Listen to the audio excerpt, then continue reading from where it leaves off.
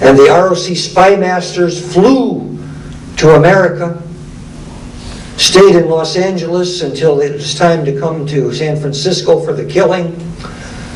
The Bamboo Gang killers came in, and Henry Liu was murdered in his own garage in Daly City.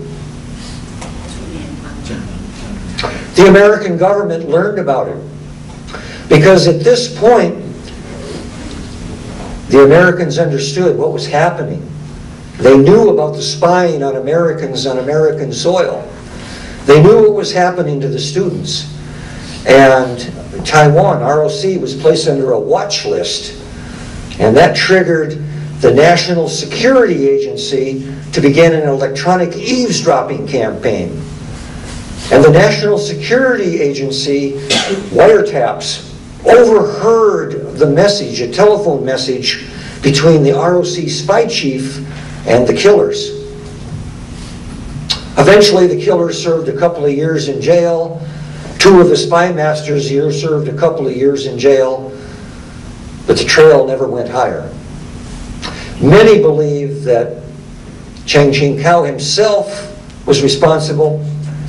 I think not, but I think his son was. And many believe that the son directly gave the orders to perform the killing. It's believed that at that time that the secret police wouldn't have done that without approval directly from the Chiangs. Many now credit Henry Liu's murder in Daly City with ending the martial law period. Chiang Ching-kuo was aged, in poor health, and finally I think his eyes were opened at what had been done. And in 1987, the martial law period ended.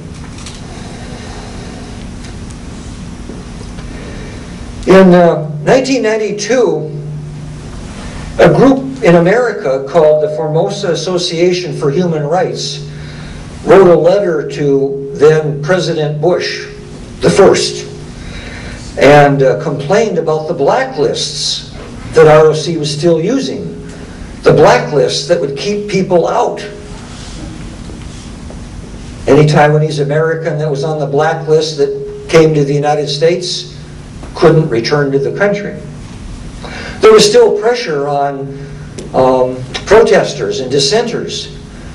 And so the Formosa Association on Human Rights sent President Bush a letter complaining about the blacklists and complaining about the case of 5 university professors that were suffering back in Taiwan.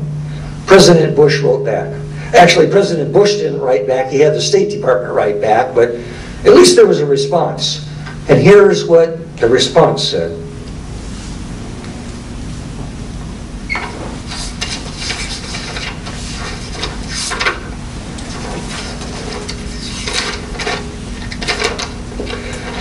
You know, I think I left that letter in my luggage. Well, anyway, what the letter said was, yes, things still have some work to do, but much has been done, and we're moving in the right direction. That was basically the message back. And by now, it was become a ritual for American presidents to go to the Great Wall. Every American president, since we recognized China, has gone and stood on the Great Wall. Now we're up to Bill Clinton. And of course, it was his turn to go stand on the Great Wall. And when he had a meeting with Jiang Zemin, he was handed a book by the Chinese leader. And the book was called The Heretic Cult of the Falun Gong. And it justified the persecution of the Falun Gong. President Clinton had no business accepting that book as a state gift. Shame on Bill Clinton. Let's move up to current history. Each year, the Department of State issues a report on human rights in Taiwan. Here's what they have to say out of the most recent report for last year. The U.S. State Department says that, well, there's problems there. Former President Chen has been charged for corruption, but there are significant reports of political interference in his trial. The Department of State Bulletin on Human Rights also noticed that the ROC police can still question suspects without an attorney present. The International Federation of Journalists issued a report critical of ROC interference with the Taiwanese news media, censorship. The group Reporters Without Borders complained that there's censorship of the Taiwanese public television. The State Department report on human rights noted that there was criticism by the Wild Strawberries, the Taiwan Association for Human Rights, and 6 other organizations about the assembly and a parade law that prevents political activity in Taiwan.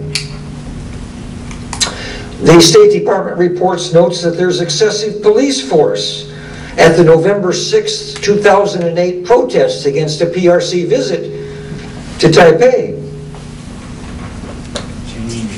A reporter from Formosa Television suffered eye and nose injuries when he was struck by policemen for doing his job as a reporter. The group Freedom House has called for an independent commission to investigate. That's what the State Department report said for last year. So what will the State Department report for this year say about recent events? Well, if the State Department is honest, they'll have to talk about Roger Lin being called in for interrogation for treason charges for having the nerve to use American courts. They'll have to talk about the problems with Ocean Voice Radio in Taichung. And I'm going to talk more about that in a minute. And they'll have to talk about continued activity by the black shirts. Last May, Ma Ying-jeou was going to visit a temple in Tainan. He had to walk through a crowd in the streets. 5 students had positioned themselves right near the entrance of the temple. Excellent position for a protester. They didn't have signs. They didn't throw anything. All they did was raise their voice. And when Ma walked past them, they began taunting him for the problems in Taiwan.